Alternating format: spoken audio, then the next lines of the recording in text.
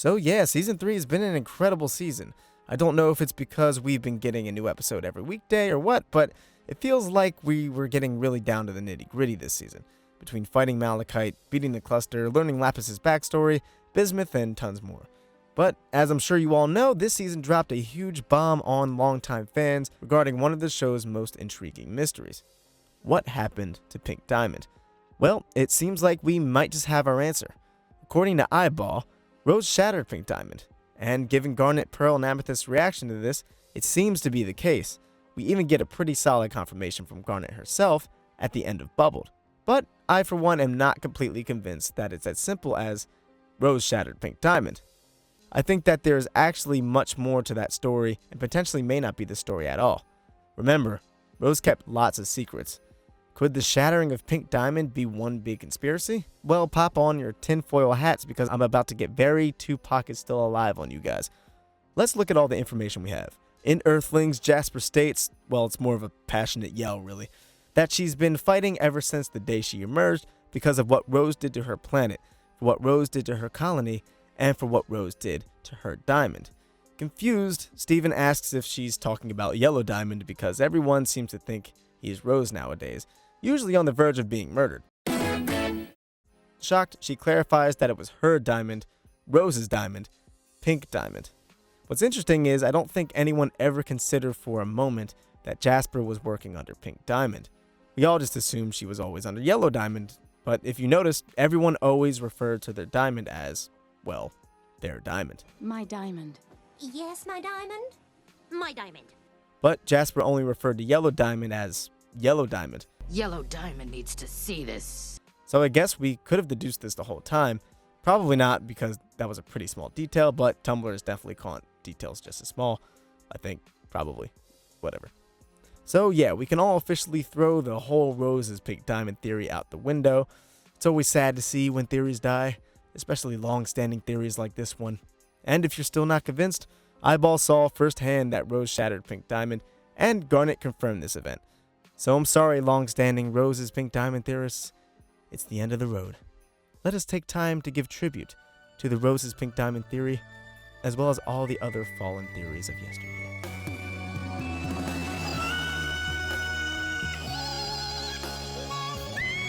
So, Rose apparently shattered Pink Diamond. Let's take that information at face value for a second. It would technically make sense. If Rose felt like killing someone was what was best for Earth and all who inhabit it, I wouldn't necessarily put it past her character to do something so extreme for the greater good. And I find it difficult to disagree with that logic. But at the end of the day, she did kill someone. And while it may be easy for some to take a life in the name of justice and to help billions of lives, for others, it can be a pretty traumatic experience to know that you took a life. Rose definitely seems like one of these people. This would explain why when Greg said he didn't know anything about her, she replied, "That's a good thing." It would also tie in with the whole bismuth dilemma. Bismuth designed the breaking point to shatter the homeworld gems, ending their existence. Rose was strongly against this. It very well could be that since she crossed that line before, since she did the ultimate worst thing that could be done to a person, has scarred her, and she very well could have made a vow to never take things that far again, even for the right reasons. So yeah, in all fairness, this mostly adds up and to an interesting narrative, but there are a few things that seem a bit off about it. For starters, we don't know if Garnet was actually there to witness this so-called shattering. We know for sure Amethyst wasn't.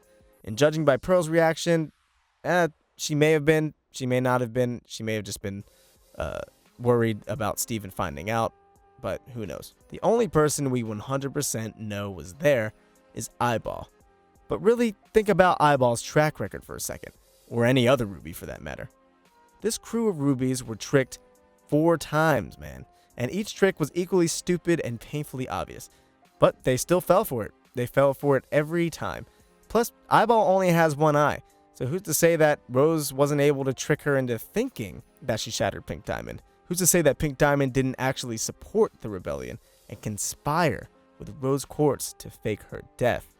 After all, Earth was her colony. This would send a very strong message to the diamonds. Let's look at the diamond murals on the moon base. We see every diamond surrounded by orbs. Well, it's been highly speculated that these are all of the colonies the diamonds ran at that time. The reason we deduced this was because Pink Diamond has only one planet with the moon, and we know, of course, that this planet was Earth. But this is intriguing. Only one colony? Look at all the other diamonds. They're getting that paper, fam. Why did Pink Diamond only have one? Well, we can't say for sure, but there are a few possibilities. 1. She's a younger gem, and Earth was her first colony, which would have made her death that much more tragic. 2. She's the weakest diamond and managed to do less. Or 3. Earth was her first colony, but she fell in love with it and didn't want to do anything that would jeopardize the planet or anyone on it, and she realized that the way Homeworld treated other planets was wrong. I feel like options 2 and 3 most back up the idea that she would conspire with Rose to start a rebellion. From what we can tell, Homeworld is very power hungry, and to have a diamond like Pink Diamond that wasn't power hungry could have made them upset. It could have caused the rest of the diamonds to try to push Pink Diamond into doing something she didn't want to do. So wouldn't it be possible for Pink Diamond and Rose, who both saw the beauty of Earth, to try and fight the tyranny of Homeworld? I think what may have happened is that Rose and Pink Diamond staged this shattering to get a point across to the other diamonds, and I think this mural is depicting that day. The day Rose tricked either Blue Diamond or White Diamond, whoever, and a whole group of soldiers that she straight up murdered Pink Diamond. Now you may be asking why Pink Diamond wouldn't just try to fight the other diamonds herself. After all, she is a diamond. Well, the problem there is that one diamond taking on 3 diamonds, and potentially 3 stronger diamonds at that, probably wouldn't work out very well. It would have been a failed attempt at a rebellion. So what would be the best way to scare the diamonds? To make them believe that this rebel rose quartz gem had somehow figured out a way to shatter diamonds. Well, what method could have been used to shatter these diamonds? Think back to what Eyeball said in Bubbled. The thing that she really remembers about Rose Quartz was her sword. Who cares about her shield? Her huge sword is what I remember. Could it be that Pink Diamond went into hiding, Bismuth or some other gem forged a fake Pink Diamond gem, and Rose swiped at it with her sword? Because think about it. How in the world is Rose supposed to be able to shatter gems, let alone a diamond? Well, let's look back at Bismuth. Bismuth explicitly stated that Rose's sword was specifically designed to destroy the physical form of a gem, but never the gem itself. I designed this sword for a fair fight. It can cut through a gem's physical form in an instant, destroying the body, but never the gem. So why then does Eyeball recall Rose's sword above everything else about her? Because she supposedly quote-unquote witnessed the shattering of Pink Diamond by Rose's hand using that very same sword, making the Homeworld gems believe that Rose had some sort of magical sword that had the power to shatter diamonds, even though that sword is not capable of shattering a gem, which could lead us to believe that the Pink Diamond depicted in the mural was nothing more than a decoy. Even going back to Bismuth again, she stated that she could have quote-unquote shattered the diamonds, and they would have been free from Homeworld. It's possible that Bismuth knew about this hoax, but actually wanted to make it a reality with the breaking point on the remaining diamonds.